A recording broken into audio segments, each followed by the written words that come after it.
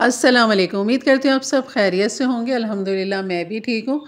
और यहाँ पर मैं आज आपको बनाना सिखाऊंगी फ़लाफ़िल कि कैसे बनाते हैं बहुत आसान तरीके से। और इसकी जो सॉस है जो कि मैं आपको बनाना सिखा चुकी हूँ हुम्मस की और ताहिनी सॉस की। और यहाँ रेसिपी आज आपको फ़लाफ़िल की रैप बनाना सिखाऊंगी, किस तरह हम फ़लाफ़िल सैंडविच बना सकते हैं। और जैसे कि रमज़ान करीब करीब है, उसमें भी आप ये रेसिपी ट्राई कर सकते हैं। बहुत हेल्दी रेसिपी है। यहाँ पर मैंने 1 पाव चने जो थे वो रात भर भिगो दिए थे और इसको साफ़ पानी के साथ धो लेंगे, ड्राई कर लेंगे। और यहाँ पर हम डाल देंगे एक बॉल के अंदर कि यहाँ पर हमने इसको पीसना है ग्राइंडर में। और ग्राइंडर में पीसने के लिए सबसे पहले हमने इसको खूब अच्छा सा फ़ाइन कर लेना है, मतलब कि पेस्ट नहीं बनाना, हमने इसको दरदरा सा रखना है। जैसे ये फ़ाइन हो जाएगा उसके बाद यहाँ पर जो हमने सब्ज़ियाँ डालनी हैं इसकी, और सब्जियों में जो जाएगी वो हरी प्याज जाएगी इसके अंदर। तकरीबन 1 पाव हरी प्याज है, शिमला मिर्च है 1 अदद छोटी वाली, और लाल वाली भी शिमला मिर्च है। इसके अंदर हरी मिर्चें 5 से 6 अदद। और ये हरी प्याज का ये दूसरा पार्ट है, हरा भी और सफ़ेद भी दोनों मैंने ले लिया था। हरा धनिया ले लेंगे यहाँ पर हाफ गड्डी, और लहसुन के 2-3 जवे भी आप यहाँ पर डाल सकते हैं। और यहाँ पर 1 टेबल स्पून मैंने नमक डाल दिया था। सफ़ेद ज़ीरा 1 टेबल स्पून, और साबुत धनिया है ये कुटा हुआ 1 टेबल स्पून, और कुटी हुई मिर्च यहाँ पर डाल देंगे 1 टेबल स्पून। पिसा हुआ गरम मसाला यहाँ पर डाल देंगे 1 टीस्पून। और ये सफ़ेद तिल जो कि हमने बाद में डालना है, पहले हम खूब अच्छा सा इसको पीस लेंगे। और खूब अच्छा सा पीसने के बाद इसको खोलेंगे, ऊपर नीचे करेंगे, फिर इसको पीसेंगे। इस तरह आपने 2 से 3 बार इसको करना है और इसको दरदरा सा रखना है, बिल्कुल फ़ाइन पेस्ट नहीं बनाना हमें। ये दानेदार सा होना चाहिए। तो ये पिस चुका है, चलिए अब इसको निकालते हैं। नमक मिर्च आप चेक कर सकते हैं अपनी मर्ज़ी के हिसाब से कि आपने कितनी रखनी है।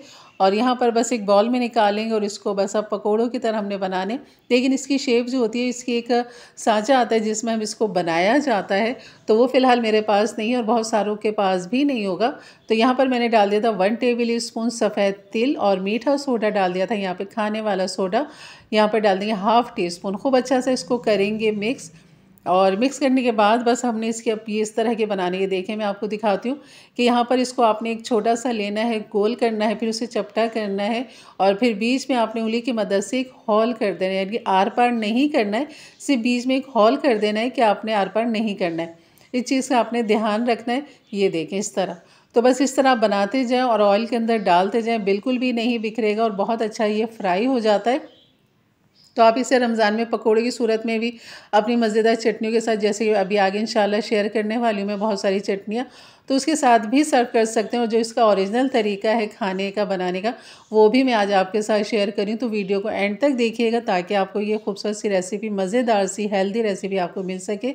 और ये देखिए फ्राई होने के बाद बिल्कुल भी नहीं बिखरे, ना टूटे, और ऊपर से बिल्कुल क्रिस्पी हैं और क्रंची क्रिस्पी है, अंदर से सॉफ्ट नरम है, बिल्कुल गल चुके हैं क्योंकि रात भर चने भीगे हुए थे। और इसको कम से कम पकाने में हमने 2 से 3 मिनट लगाने हैं। हल्की आंच पे आपने इसको पकाना है, तेज़ आंच पे आपने इसको नहीं पकाना। तो यहाँ पर जैसे ही ऊपर से गोल्डन हो जाएंगे तो ये अंदर तक बेहतरीन ये गल जाएंगे। जैसे कि आपको कितने अच्छे फ्लेवर अंदर नज़र आए, जो हमने चीज़ें डाली उससे बहुत अच्छा फ्लेवर निकल कर आता है। तो इस तरह भी आप इसको खा सकते हैं मज़ीद चटनियों के साथ जो आप घर में बनाते हैं। और इसको इस तरह भी इस्तेमाल करेंगे जैसे कि अभी मैं आपको दिखाऊंगी कि हमने इसके साथ मैंने यहाँ मंगवा लिए थे, तकरीबन नान मंगवा लिए थे मैंने घर की। आप रोटी के साथ भी इसको बना सकते हैं, घर की रोटी चपाती बना लें और उसके साथ अब इसको इस तरह सर्व कर सकते हैं जैसे कि अभी मैं आपको आगे दिखाऊंगी कि किस तरह हमने बनाना है। सबसे पहले हमने यहाँ बना लेनी है इसकी सलाद, और सलाद को लंबाई में आपने कटिंग करनी है इस तरह, और खीरे को, टमाटर को, और इस तरह लंबाई में मैंने इस तरह ये खीरा भी काट लिया था, इसके बारीक भी मैंने काट लिए थे, टमाटर के बीज निकाल दिया था, पानी निकाल दिया था। अच्छा, ये जो मैंने आपको थाइनी सॉस बताई थी, इसके अंदर मज़ीद फ्लेवर देने के लिए मैं यहाँ पर काली मिर्च हाफ़ टी स्पून, और पिसा हुआ लहसुन जो मैंने बग़ैर पानी के चॉप किया था बारीक बारीक, वो मैंने इसमें डाल दिया। एक नींबू मज़ीद मैंने इसमें अंदर डाल दिया, खूब अच्छा सा फ्लेवर आ जाए। और ये है हुम्मस जो मैंने कल ही आपको बनाना सिखाया था, इसके अंदर थाइनी सॉस के 2 टेबल स्पून डाल देंगे ताकि इसका फ्लेवर और मज़ीद मज़ेदार सा हो जाए। तो ये सब चीज़ें हमारी हैं रेडी। और बस अब इसके बाद आप अपनी घर की रोटी में, या इस तरह के पतले नान मिलते हैं, अगवानी नान जिसे कहते हैं, ये आप मंगा सकते हैं और इसमें ये हुम्मस लगाएं।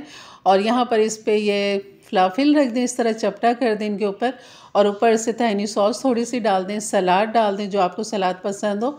और यहाँ पर मैं डाल दूँगी मायोनीज़ डालने के बाद बस इसको डाल देंगे चिल्ली सॉस और यहाँ पर इसको रैप कर देंगे इस तरह। और ये बेहतरीन से हमारी ये फलाफिल सैंडविच तैयार है। तो यकीन कर बहुत मज़े की बनती है। इस तरह आप रमज़ानों में अपने रोज़ेदारों के लिए बनाएं। यकीन कर बहुत हेल्दी पावरफुल है और सारी ग़िज़ायत इसमें सारे विटामिन सारे मिनरल्स इसके अंदर मौजूद हैं। तो कोई कमी नहीं है सैंडविच के अंदर।